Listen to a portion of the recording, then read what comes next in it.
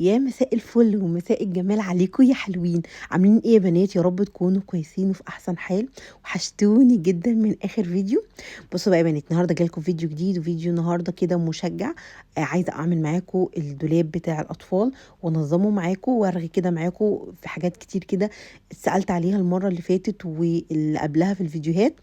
بخصوص الدراسة، بخصوص الهدوم، بخصوص المشتريات، بخصوص حاجات كتير قوي قوي خاصة بولادنا. فأنا حابة أتكلم كده معاكم وإحنا شغالين ونشوف هنعمل إيه النهاردة مع بعض.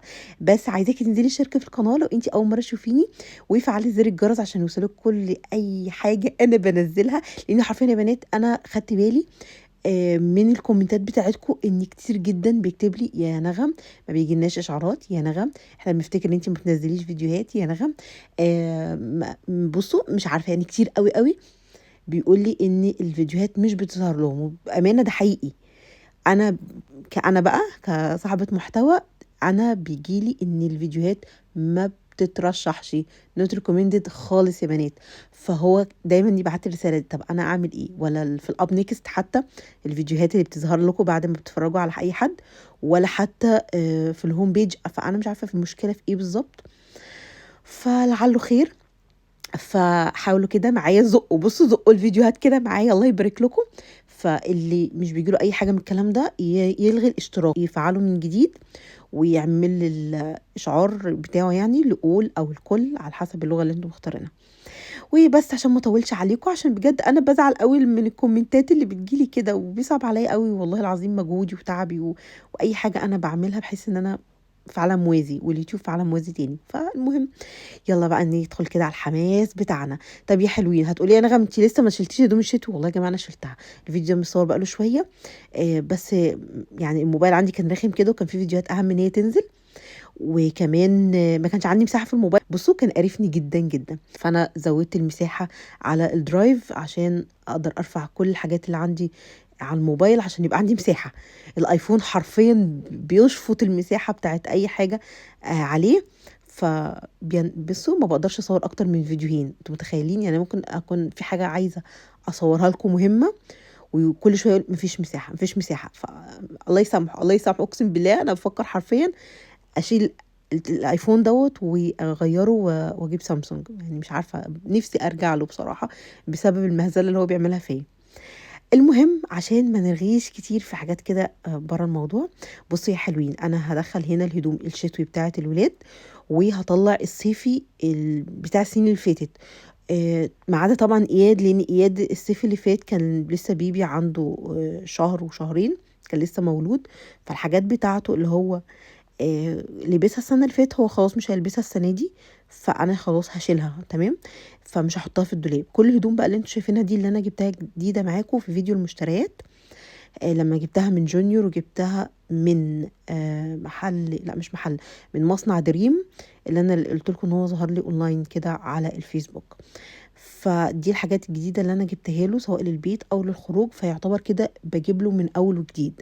تمام. ما اعرفش بقى الحاجات دي ان شاء الله اكيد يلبسها السنه الجايه على حسب، يعني انتوا عارفين في وقت الاكل والشرب بيبهدلوا الحاجه، فاحنا هنحاول نحافظ على الهدوم على قد ما نقدر.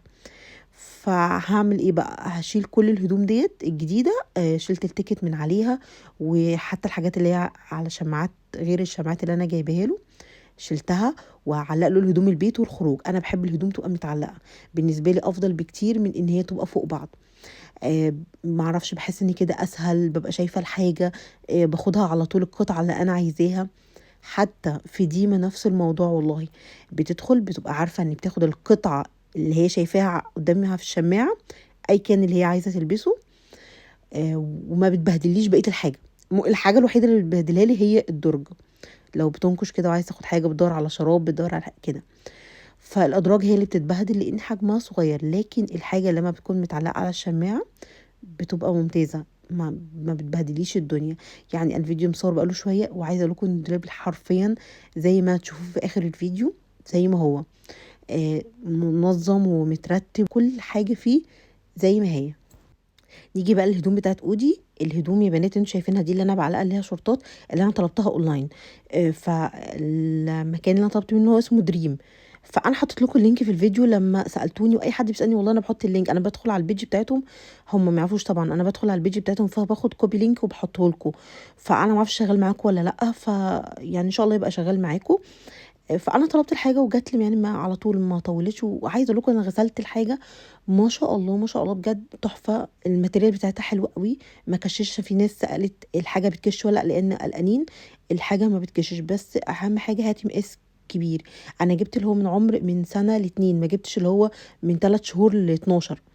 فقلت لا يعرف يلبسها، لان هو في شهر 6 الشهر الجاي ان شاء الله، العمر كله ليه يا رب، هيبقى عنده سنة. فتبقى الحاجة كده يعني مظبوطة، ما تبقاش برضو مهرولة قوي وفي نفس الوقت ولا ماسكة قوي، تنفعه الصيف كله. فبس الحاجة بتاعتهم حلوة قوي ما شاء الله ما شاء الله بجد. يعني قليل قوي لما بلاقي حاجة اونلاين وسعرها قليل وحلوة كده. وبالنسبة بقى البيجامات اللي انا بعلقها قدامكم دي، اللي انا قلت لكم انا جبتها القطعة ب 100 جنيه، ممتازة والله يا بنات. وعايزة اقول لكم انا كمان لما نزلت السيدة، في ناس برضو على رصيف بيبيعوا بيجامات ب70 جنيه وب80 جنيه، ومش وحشة والله العظيم حلوة. بس اهم حاجة اختاري، لان في حاجات ممكن انا شفتها حاجات ب70 جنيه و80 جنيه، تمسكي الماتيريال بتاعت البيجامة دي وتمسكي الماتيريال بتاعت البيجامة دي مختلفة تماما. دي فيها بلاستر، دي قطن. دي الديزاين بتاعها والبرنت اللي هي على الرسمة اللي هي قدام على الصدر واضحة، والتانية لأ، عارفة اللي هي أول ما هتتغسل هتوبر، الرسمة هتتقشر كده. فخدي بالك وانتي وذوقك طبعا يعني. فهناك في على الرصيف في سيدة حلو قوي. في كمان هنا في الهرم في شارع العريش يا بنات، في آخر شارع العريش، أنا واحد لسه يعني مكتشفاه. وانا لما كنت بجيب الكوتشي بتاع ديما تمام، واقف في اخر شارع العريش من ناحيه فيصل، قدام اللي هو السرايا مول تقريبا، جنب القهوة وجنب محل الكوتشيات. هتلاقي مول كده في الأول الشارع، واقف بستندات عليها بيجامات زي اللي أنا جايباها لإياد، برضو بيبيعها ب100 جنيه، ومتغلفة كده بأكياس وشكلها حلو جدا، والخامة بتاعتها قطن. فالناس اللي من هنا عايزين يروحوا بدل ما يروحوا للسيدة عشان يجيبوا بيجامات، ممكن تنزلوا المحل، مش المحل اللي هو الواقف بستاند كده في الشارع بيبيع، والله حلوين جدا. بس بالنسبة بقى للكوتشيات يا بنات بتاعة الأطفال، السن بتاع إياد بيلبس من مقاس 20 19 21، في الحدود دي تمام. ما تجيبيش كبير قوي وما تجيبيش صغير قوي. ولو كبير ممكن تلبسي فرشة بحيث ان هو يكمل معاكي شوية. هو كده كده في السن اللي هو السنة هو مش بيمشي بالكوتشيات، مش صح يعني. احنا بنفس بنلبس الكوتشيات اللي هو عياقة كده شياكة، نكمل بس بيهم الطقم. لو في مكان وقف يتسند على حاجة، واقف وماسك حاجة، لانه في السن ده بيبقى واقف ساند، ما يبقاش رجله على الارض او لابس شراب بس، لا يبقى لابس حاجة كده، حاجة شكلها حلو. والكوتشات بقى هتلاقوا كتير في العراصيف في المحلات، فهتلاقوا حلوين قوي يعني اشكالهم حلو. الكوتشي اللي انا كنت بوريكم اللي هو الكحل ده، اللي كنت جايباه من محل استدرينو اللي هو في سهل حمزه، كان ب 300 وحاجه. والهافان كنت جايباه من ال سي، والابيض كنت جايباه من محل في الهرم، كان عامل تقريبا 200 وحاجه تقريبا يعني في الحدود دي. بس فنظمت كده الحاجات بتاعت اياد والطواقي بتاعته، والشنطه دي اللي هي بتاعته اللي انا بخرج بيها. حطيت فيها كل الشيالات بتاعته جواها، وساتر الرضاعة، بحيث ان تبقى كلها في شنطة واحدة، ما تعمليش كركبة جوه الدولاب. بس كده خلصت الهدوم بتاعت يودا. كمان علقت له 3 سلوبتات كده، دول مقاسه يعني هيمشوا معاه الصيف كله. دول بكم، دول عشان خاطر التكييف، حاجة متقفلة كده عشان ما يبردش، لان انتوا عارفين الاطفال في الوقت ده بيشيلوا اي حاجة من عليهم. فعشان ما يبردش وهو لابس حاجات كده عريانة، فيبقى في حاجات كده قطن بكم خفيفة للأطفال، عشان حبيبي عظمهم حرام يعني ما يتعرضوش للتكييف كده على طول. نيجي بقى للحاجة بتاعت ديما. ما شاء الله هدوم الشتا بتبقى كتيرة، وبتبقى بتاخد مساحة انتوا عارفين اللي هو الشنطة ما كانتش كده. فطبعا حاولت ان انا بصوا حشرتها حشرة، عمالة ازق فيها عشان تتقفل. فالحمد لله ان انا لميتهم كلهم، وعشان لها بقى كل الهدوم الخروج كده كده انا مش محتاجاه. ما عنديش مساحة تحت السرير عشان احط فيها، فانا حاطه في الضرفة او في الرف اللي هو فوق في الدولاب وبس. بصوا هقفل بقى الشنطة كده على قد ما اقدر. بس الحمد لله إن هُم شالوا لي كل الهدوم بتاعتها، هاحطها برضه فوق، ونضّفت طبعًا الرف اللي فوق وحطيته. هامسك بقى الرف برضه بتاع ديما، قُلت ألمّعه لها برضه زي الرف اللي فوق، عشان لو في تراب وكده، وفعلًا بيكون في تراب، أنتم مش متخيلين إن الأدراج كمان وصل لها تراب. فطبعًا من ساعة ما عملت العملة بتاعة الصيف أنا ما اجيش جنب الدولاب، اللي هو يعني الحاجة اللي باغسلها باطبّقها واحطها. فإعادة تنظيم كده ده بقى الموسم اللي إحنا بنعمله ونفضل محافظين عليه. لو حاجة اتنحكشت كده أو اتبهدلت نعملها في ساعتها، لحد ما خلاص بقى بنيجي لمرحلة اللي هو خلاص إحنا فقدنا الأمل، ونعمل له إعادة ترتيب من أول وجديد. هنا بقى هاجيب حاجة دمدومة وهاعلّقها لها برضه في الشماعة زي ما عملت لإياد. بُصّوا أنا باعمل إيه، دي من زمان كده يعني، من زمان من أول ما اتولدت وأنا باعلّق لها، مش من قبل ساعة ما من قبل ما تتولد حبيبتي وأنا حامل فيها. قبل ما يبقى عندي قناة والكلام ده برضه كنت باعلّق لها هدومها كده وهدوم الخروج وبتاع. فكانت هي الدولاب بتاعها يعني، فجه بقى الكتكوت الصغير فشاركها نُص الدولاب. وأنا بُصّي حقانية، ده رف، ده رف، دي شماعة، ده شماعة. حتى لمّا عملت الأدراج الأخيرة ديّة السنة اللي فاتت، درج ليها ودرج ليه، فدي كانت حاجة بصراحة عظمة. يعني أحلى حاجة أنا عملتها في الدولاب، الدرجين اللي أنا خلّيت النجار عملهم لي قبل ما أولد، بصراحة لامين لي كتير. مش متخيلين طبعًا وأنتم عارفين برضه الهدوم الداخلية بتاعة الأطفال والشرابات يعني كارثة. بتلاقوها لو محطوطة مع هدوم انسوا، انسوا مغارة علي بابا. فالدرجين راح مني.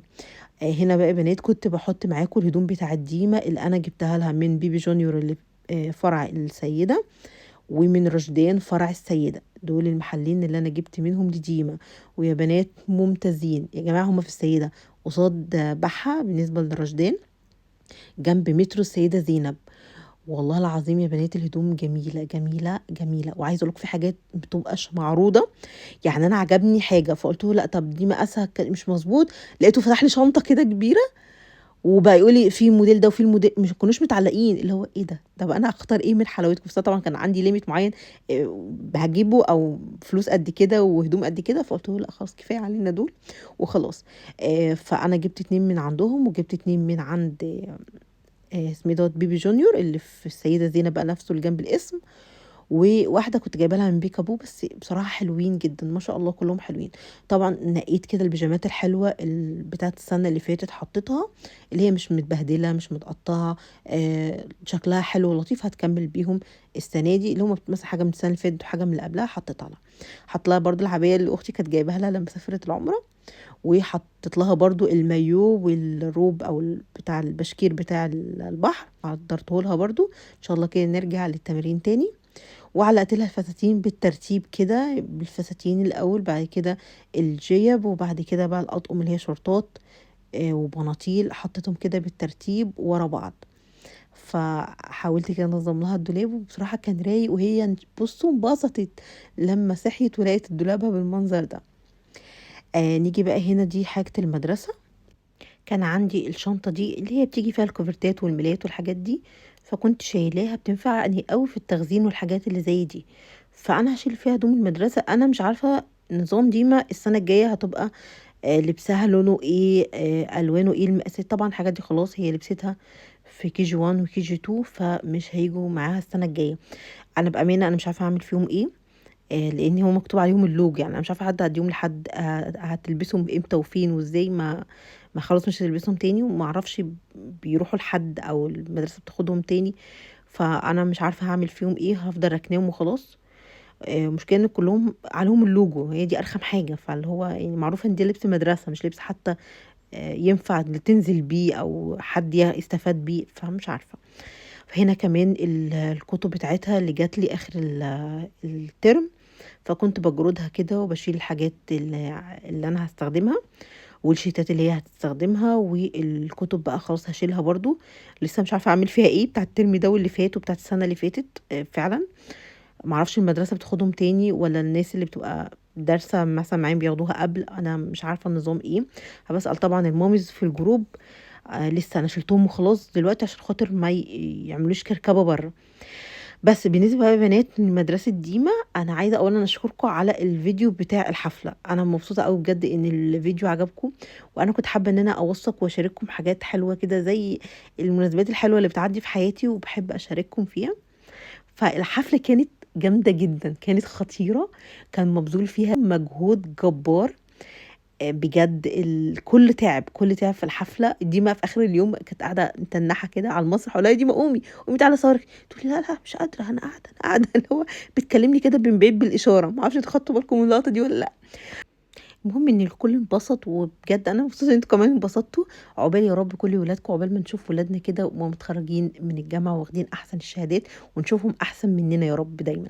وبجد أنا مبسوطة إن أنتم كمان انبسطتوا. عقبال يا رب كل ولادكم، عقبال ما نشوف ولادنا كده وهُم متخرجين من الجامعة واخدين أحسن الشهادات، ونشوفهم أحسن مننا يا رب دايمًا. ف كذا حد بقى سألني على مدرسة ديما. بُصّوا يا بنات، مدرسة ديما اسمها رويال هاوس للغات، هي لغات مش عربي. وبالنسبة لنظام التعليم، هي ماشية بنظام التعليم اللي هو الأوكسفورد. فبالنسبة للمدرسة، هي مستواها حلو، مستوى الدراسة حلو، فيها ترفيه وفيها سباحة وفيها خيل وفيها أنشطة كتير، ده غير طبعًا الرياضة والmusic والحاجات دي. وبالنسبة للclass هم حلو، الteachers مش كلّهم، مش هاقدر أقول إن كلّهم الteachers حلوين. يعني أنا بالنسبة لي الteachers بتوع KG1 أحسن من بتوع KG2. بس أنا بالنسبة لي النتيجة هي مستوى بنتي، أنا شايفة مستوى بنتي بيبقى عامل إزاي، اتعلمت حاجة والّا لأ، فادها والّا لأ. فهي كمستوى تعليم هي مدرسة بصراحة حلوة، زيها زي مدارس كتير موجودة. لازم ندوّر كتير جدًا وننزل مدارس وندخل الجروبات بتاعة المدارس الخاصة، عشان نشوف ريفيوهات للناس وآرائهم في كل حاجة. والمصاريف يا جماعة بتختلف، بس المصاريف كلها غالية. يعني المدارس ما بتقلش عن 20 و30 وبتوصل ل40، ده اللغات مش الinternational عشان يبقى عندكم علم. فالمدارس تعليمها غالي. في حاجات هتلاقوها بأقل من كده، بس طبعًا ده هيرجع لمستوى المدرسة، الclass، المكان اللي فيه المدرسة، نظام التعليم، الحاجات دي كلها بتفرق. ولازم تدوّري وتسألي كتير. بالنسبة بقى للأطفال بيخشوا متعلمين إيه، لإن في ناس كتير بتبقى لسه داخلة الدراسة مش عارفة. لازم يا جماعة preschool، لازم الأطفال تنزل حضانة. ما ينفعش تبقى مرة واحدة كده قاعد بقى له 4 سنين معاكِ وتنزّليه KG1 على طول. صدقني هيبقى في drop جامد. على الأقل لازم ينزل حضانة، يبقى عنده تأسيس، عنده تهقيل، يبقى اجتماعي، يتعوّد على الأطفال، يتعلم حاجات، وكمان في interview. فلازم يكون داخل عارف الأرقام، الnumbers، الcolors، الanimals. في حاجات كمان أسئلة بتتسأل اللي هي في علاقة بالذكاء. يعني هو الفيل بيعيش فين، ينفع نجيب حيوان فلاني يقعد معانا، طب لو رُحت مكان فلاني. في أسئلة كده بيشوفوا الطفل ذكي والّا لأ. فهتقولي لي المدرسة هتعلّم إيه، هي هتعلّم. طفل بيخرج من KG2 هو بيكون عارف English، بيعرف يقرا على الأقل short story كده. يكون عنده كلمات عربي بيعرف يستخدمها، بيكون عارف الnumbers من 1 to 100. ففي حاجات كده لازم يكون عارفها. فهيدخل المفروض grade 1 بيكون بيعرف يقرا، بيكون عارف إنجليزي. فالحاجات دي كلها مهمة جدًا في التأسيس. فتخيلي لو هو أصلًا داخل مش عارف الكلام ده. أنا دخلت ديما حضانة سنتين، من وهي عندها سنتين و10 شهور لحد 4 سنين و10 شهور، وبعد كده دخلت الKG1. فلازم تأسيس للطفل، صدقيني هترتاحي. فبس كده يا حلوين، ده كان فيديو النهارده، يا رب يكون عجبكم وتكونوا كده استفدتوا. حاولت كده أرد على معظم الأسئلة اللي جات لي الفترة اللي فاتت، وأشوفكم على خير بإذن الله في فيديو جديد. باي باي.